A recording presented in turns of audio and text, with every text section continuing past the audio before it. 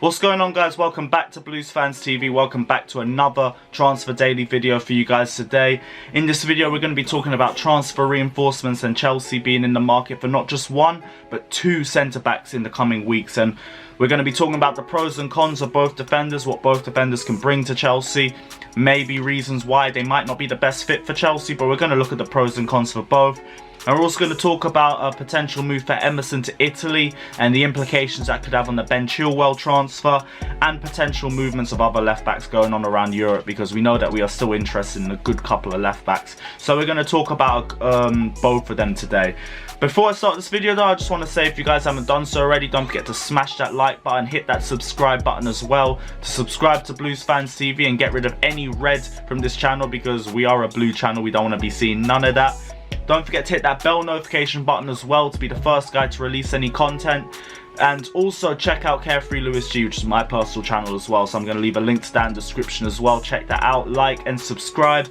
And let's go straight into the video for today. Chelsea.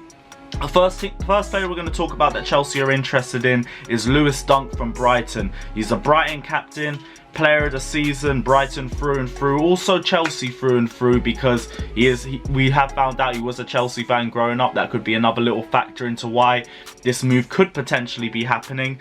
But we are looking for defenders, we are looking for experienced defenders and defenders who can lead from the back.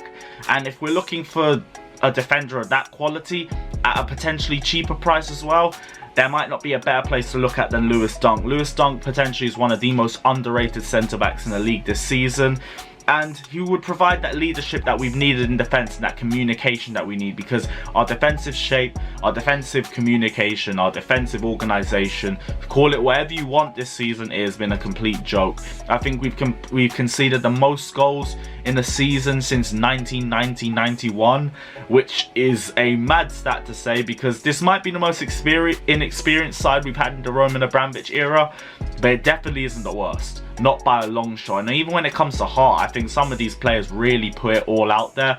But defensively, we just ain't been at the races. I think no one has really made a great name for themselves defensively, other than maybe Azpilicueta this season. And even Azpilicueta's looked a bit shaky.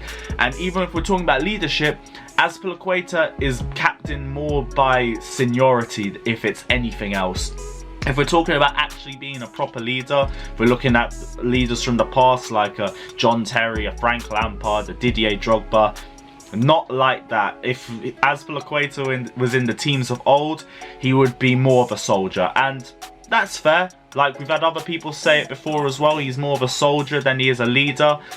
And that's just the best you're going to get out of Azpilicueta, which is fine. But Lewis Dunk would provide that experience. The English barrier also wouldn't be a problem for him, which would be very key when it comes to communicating with his backline, with his goalkeeper, and with the midfielders in front of him as well.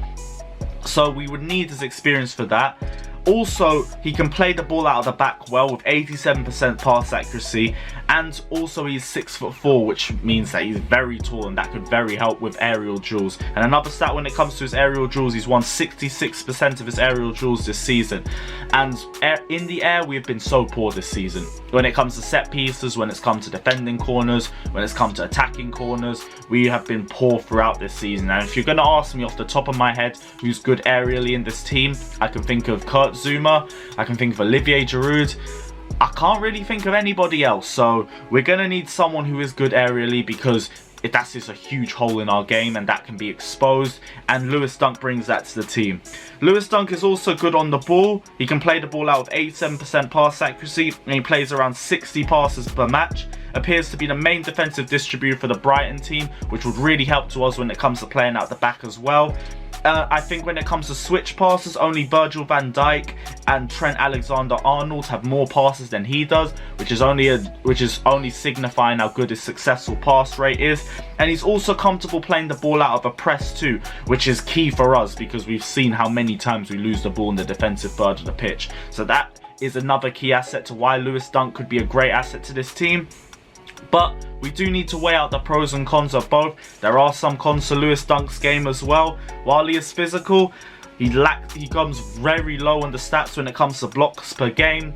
When it comes to being dribbled past against defenders, he's got a surprisingly high number for that as well. And when it comes to pressing as well, doesn't really press the attackers as much as you want to see. And when you're going to think of someone like Lewis Dunk, who we are going to be trying to use as our vocal leader and the linchpin of the entire defense, you do want to see him doing a bit more on those stats. So for 40 million, it does feel like a little bit like we're getting bent over too much, because I think with Lewis Dunk, I don't think it's a long-term thing. I think we're still going to be on the market for better defenders in the future. We do need to understand that the reason why we're going to be looking a bit more frugal when it comes to defensive players that we're trying to sign is because of the amount of money that we spent on our attackers, how much we spent on Ziyech, Werner, Kai Havertz, even with Ben Chilwell, which looks like to be coming through in the next coming days as well. We've got to be a bit more frugal. So in future, Lewis Dunk could end up being a bit part player if we end up getting better defenders. So I would like to see us try and lower the wage if we could try and get it to about 30 something million. I'd be a bit happier with that. But let's be real, also beggars can't be choosers. I think Lewis Dunk is a very good defender and he has that Premier League experience. I also think he could be better than some of the defenders that we have right now, so I'm not going to complain too much if we sign him. But I'm also going to say I'm not going to hype him up too much. I think he'll be good, but I will just leave it at that. I'll be happy for us to sign him, but only at a cheaper price. I'll move on to the next defender now, because we're not just in for one, we are in for two defenders. And we're trying to get John Stones in as well as Lewis Dunk, with Frank Lampard looking to reshape the entire defence. Now, this one, I'll be real, straight up just feels 5 years late, because you remember how much we were trying to push for John Stones in 2015, and he had the choice between going to either Manchester City or Jose Mourinho's Chelsea. In hindsight, I feel like he should have gone to Mourinho's Chelsea, because Jose Mourinho would have probably instilled that, that character, that discipline and that concentration that he seems to lack at Manchester City. I feel like all of his attributes in terms of technical ability, being able to play the ball on the ground, being able to play long passes, short passes and start the attack from defence, that was already in his game. And I feel like all Guardiola could do was like strengthen that, but the issues and the holes that are still in his game are still there to see. If you look at Manchester City fans, most of them are thinking it is time with John Stones, they need to get rid of him. And I'm thinking, if Manchester City, who are meant to be our rivals, if we are a team trying to push to be title contenders or trying to push to win the league, why are we trying to get their scraps? It just screams like what Arsenal have been doing with us over the last couple of years, where they've been signing our scraps. They signed Petr Cech, who to be fair had a very good first season and then dropped, and then David Luiz and Willian, who are both just looking to stay in London and look after their own restaurant. There's a reason why Manchester City don't rate him. There's a reason why Manchester City have gone and signed Nathan Ake as well, instead of giving John Stones yet another chance. There's a reason why he's been next to Laporte as well, and he's looked poor. And I'm not going to use this to completely throw it out of the way, because there is a chance that this transfer could still happen, and I don't want to criticise him too much. But the fact is, Manchester City don't rate him, and Manchester City are at the level that we are aspiring to be. So if Manchester City don't rate him, this is a very big gamble for me. Still a good defender, and I will say, with the lack of game time that he's had this season, he's had 14 Premier League appearances and only 25 appearances throughout the entire season. His stats still look good. His passing accuracy is 94.2%. He completes 3 long balls per game and gets dribble past 0.1 times per match, apparently. To be honest, I think I want to double check that third one, because I don't even believe that. Apparently we're in for a loan deal with him.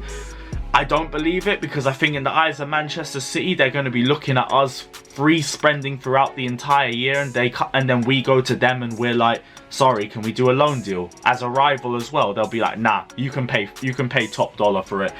We could be getting 20 or 30 million for him, and I think maybe John Stones would want this because it would give him a fresh start, but he's had so many issues holding him back. His form hasn't been good. He's been injury prone as hell, and we've been injury FC this entire season, so I don't think it helps us either.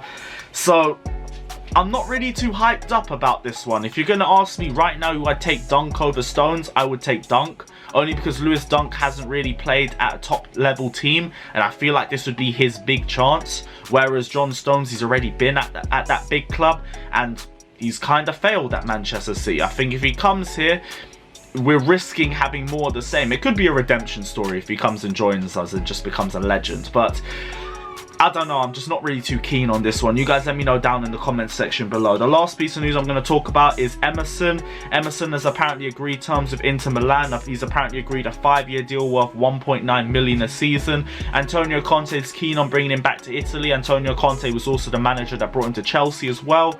And Chelsea are looking to settle for a deal of 20 million plus bonuses, which would be an increase on the 17 million fee that we paid for him back in 2018. I've said it clearly, like, that law's already said we have to sell in order to buy, which is also more surprising that we're still in for Lewis Dunk when we haven't sold a defender yet. But when it comes to left backs, we know Ben Chilwell's in on the way. I think this is the only thing that we're waiting for to push out Emerson as well.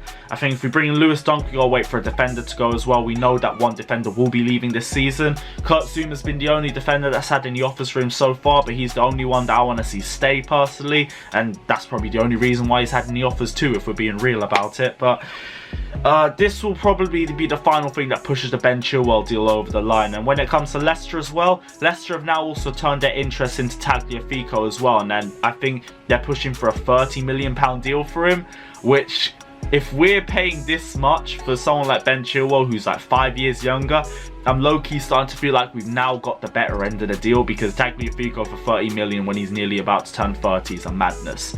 But guys, let me know your thoughts down in the comment section below. This is your Transfer Daily video for you guys today. Hit that like and subscribe button, check out Carefree Lewis G, and I'll see you guys very, very soon. Up the Chelsea.